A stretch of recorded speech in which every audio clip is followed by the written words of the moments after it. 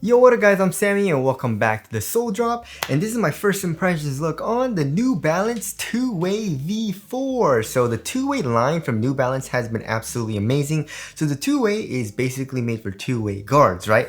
And the price is actually pretty good. It's only 120 bucks. So if you guys do want to cop, I'll try to leave an affiliate link in the description box. The two-way V2 and two-way V3 right here was one of my favorite models of each year that it came out because it was such a nice performer, right? And of course, Jamal Murray and also Zach Lavine, right, play in New Balance, or they're signed with New Balance, and I believe they're going to play in these shoes as well. They played in the V3 last year, right? So again, links will be in the description box, but let's get started right off with the Tracciones. In this colorway, we have a solid white and black rubber outsole, and on the black, we have kind of like this herringbone traction pattern, and on the white rubber, we have kind of like a hexagonal pattern a little bit. And we have the New Balance logo here in the middle of the outsole as well. So yeah, I mean, as far as the bite goes on my wood floors, it feels alright so far. It doesn't feel absolutely amazing, unfortunately, right? There's really not a lot of squeak, actually no squeak at all. So that kind of sucks. I mean, that has nothing to do with performance, of course, but I like to have a nice little bit of squeak, you know what I mean? And a lot of the shoes, like all the shoes that I've been playing in, or all the shoes that I like right now, have very, very loud high-pitched squeak, like the Jaw 1, the AR1, the LeBron 21, you know what I mean? And the 808 threes. But yeah, of course, that's not indicative of having a traction. I mean, this could probably, this might break in very nicely, but still not have a loud squeak. That's okay, right? I'm just saying I like to have a little bit of a squeak, right?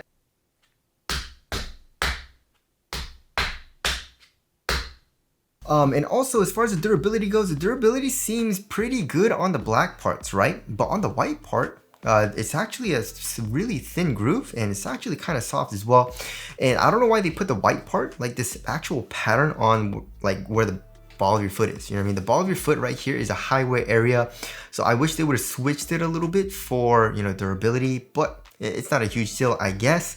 So I think it'll be okay, like pretty good on the outdoor court. Probably not the best option, however. So as far as the traction goes, I mean, it seems so far, right? The V3 was actually really good. You do need to break it in a little bit, but once you do, it's really, really nice. The V2 is also really, really nice as well. So hopefully I just need to break in the V4. We'll have to see on that, right? Now moving on to the heel to toe transition, it does feel very smooth so far. So here in the heel, we have a crazy rounded shape. And also this foam is super soft and very, very exposed. So it's very soft here in the heel. And in the forefoot, we have a nice curved shape and a lot of forefoot flex. Super duper flexible, but also it doesn't really bend in the midfoot, giving you better or good torsional support. So overall heel to toe transition is super duper smooth. I love the overall cushion and also the overall shape of the sole. Now moving on to the cushioning setup. So here in the V3, and I believe in the V2, if I remember correctly, was full length fuel cell, right? So fuel cell is nice. It's just, it's a little bit stiffer of a foam. However, it does have a nice little bounce to it, you know what I mean? But the V4, they're mixing it up, right? So New Balance also has a foam called Fresh Foam, right? And if you can see, like on the bottom of the shoe, or like on the sides right here in the heel, you can see that it says Fresh Foam where the white foam is, and it says Fuel Cell where the black foam is, right? And the white foam is pretty much Fresh Foam, right? And then it has this like little pattern on it, and as you guys can see, it starts on the lateral side of the heel and goes all the way into the medial side. So it does a little bit of a crisscross, you know what I mean? And then the black foam, which is Fuel Cell, starts on the lateral side in the toe box, but in the heel, it's on the medial side, so it does like an X pattern or an X shape, So here in the heel, the Fresh Foam is super duper soft, right? Just pressing it with my finger, there's so much compression, and also wearing it, there's a lot of compression. It's really, really soft, especially comparing it to the V3. The V3, it was a little bit, actually a lot firmer, you know what I mean? So here in the heel, right, it feels very, very nice. And then also in the forefoot, we have this Fuel Cell, right? And the Fuel Cell it has a little bit more bounce. Like the Fresh Foam, it has a little bit of bounce as well. It's just more soft, you know what I mean? But then the Fuel Cell it's a little bit firmer, but also gives a little bit more bounce from my experience, right? From what I felt. So the cushion feels overall pretty dang nice. I do like how it feels so far. It has good core feel, especially in the forefoot. However, in the heel, it does get a little bit thicker. Also comparing to the V3, the V3 is a little bit more of a flatter shape. And also here in the heel, it's definitely not as high up off the ground, right? So there's that. And also as far as the step and comfort goes, the step and comfort isn't great. You know, the insole is just a regular ortholite insole, and then underneath that, it's actually pretty interesting. There is some stitching and it makes a rectangular shape. So I was like, oh, maybe they added a little some there, you know what I mean? But there's really nothing, you know, it's not super duper stiff, but it is a pretty stiff strobo board. So step and comfort isn't like super amazing. I don't know why like American companies are sticking with like the traditional strobo boards, you know what I mean? Like all the Chinese, like literally all the Chinese companies, you know, in most of their basketball shoe models, they're giving us like a very, very soft mesh strobo board, like in the AG4, you know what I mean? The AG4 is $100, you know? Same thing with like pretty much all the wave weight shoes, the leaning shoes as well, and also a few of the anti shoes too. So I wish they would switch over from just traditional strobo boards, and they could have made the heel a little bit thinner, you know, better court feel, but also fuel cell is really, really soft, you know what I mean? So I feel like it would have been super duper nice to have fuel cell and feel that right underneath your foot, but it's not a huge deal because they still made it thick, and the cushion does feel very nice because it has a lot of compression. And also I feel like it'll have a good amount of bounce and really good impact protection, right? So cushion is really nice so far. And now moving on to the material. So it's a combination of mesh and also synthetic materials, right? So here in the toe box, pretty much the black material on the upper, it's a mesh, right? And mesh is basically it's like a modern material, and we do have some fuse overlays as well, right? One here on the medial side in the toe box, and also on the lateral side for more support, right? For lateral containment. So it's really soft and it does feel overall thin. However, it feels like there's an underlaying material, and it feels kind of like a little bit like cardboardy, a little bit even, you know what I mean?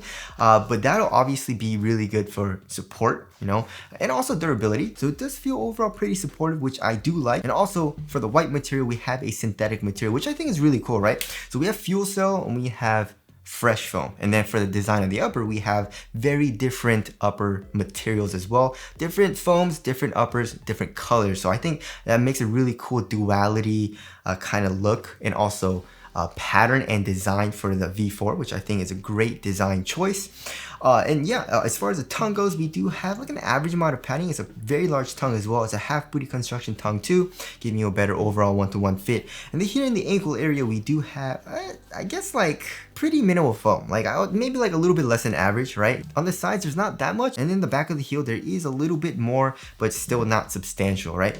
So the overall material feels very, very minimal, but also super supportive, which I do like. And now moving on to the fit. So I did go up half a size for the V4, and it does fit me very well, right? So there is just a tiny bit of length, right? So, but I don't really mind it all too much because the toe box is quite snug, right? So here in the toe box, it is squeezing my foot, like the top of my foot a little bit, right? It's not super duper snug like the LeBrons are or the KDs, but it's still very, very snug. And also width-wise, I would say it's like slightly narrow, but it feels like it's a little bit wider than the V3 have, right? But for the V3, I did go true to size, so maybe that's why. But the V4 does feel a little bit wider than the V3, but still feels like it's slightly narrow. So if you do want a super duper snug fit, then go true to size, but be careful on that because, like I said, there only is a little bit of length, right? So I feel like most people, if you do go up half a size, you should be fine. It'll be a pretty nice fit because it does fit me very well going up half a size, right? Now moving on to the support and knockdown. So for lateral containment, it also feels like it's gonna be very good, right? So here in the forefoot, like on the lateral side, it doesn't look like there's a whole lot of lateral counters as far as like the foam coming up or anything like that. But like I said, we do have this fuse material on the upper, and that does stiffen up the material quite a bit, you know? So that does add for a little bit of support. And then here in the heel, you can see how much the foam comes up. Look at that, right? And also there is this kind of like, what is this? It's like a little bit of plastic, right? So that'll help for lateral containment as well in the heel. And it feels like there's a pretty soft, but there's still like an internal TPU heel counter, it feels like. So lateral containment feels like it's gonna be very good, and also lateral stability. Look at that. Look at how wide this shoe is. The outrigger is very, very wide, very, very sharp. And I guess it is a little bit like a mid-top design, I guess, a little bit, right? But I still feel like I have pretty good ankle mobility. So yeah, I mean, lateral stability feels like it's gonna be good as well. And now moving on to the weight of the shoe. It does feel quite light. I thought it'd be a little heavy because of all of this foam, right? It's, especially here in the heel, it does look a little chonky. However, when I got it, I was like, yo, it feels kind of light. I'm guessing like 11, 12 ounces. 12.15 ounces. Let's check the other shoe. 12.25 ounces, right? Comparing that with the V3, 11.8 ounces, but this is half a size smaller, so it's probably around like the same weight, right? Very, very similar weight. And yeah, it's a little bit lighter than average. The average weight of my shoes is around 12.5 ounces, so the V4 feels very minimal and also very lightweight, right? However, it does feel a little chunky here in the heel because the midsole does, it is pretty thick. Not a huge deal, it's nothing terrible. And also I am a little bit worried about the traction. You know, hopefully the traction holds up like the V2 and V3. Like the V2 and V3 were like top tier tractions, right? So hopefully the V4 is top tier, but right now it's not feeling that good, you know what I mean? Now moving on to the aesthetics. The aesthetics look absolutely amazing. I love how the shoe looks, you know, especially this colorway. I love the design, like I said, with the duality and the materials and the foam. So yeah, tell us what you guys think of the aesthetics down in the comment section below. It also reminds me of like a reverse suit and tie. You guys remember the Curry 2 suit and tie? But it's kind of like the reverse of that, which I think is great as well.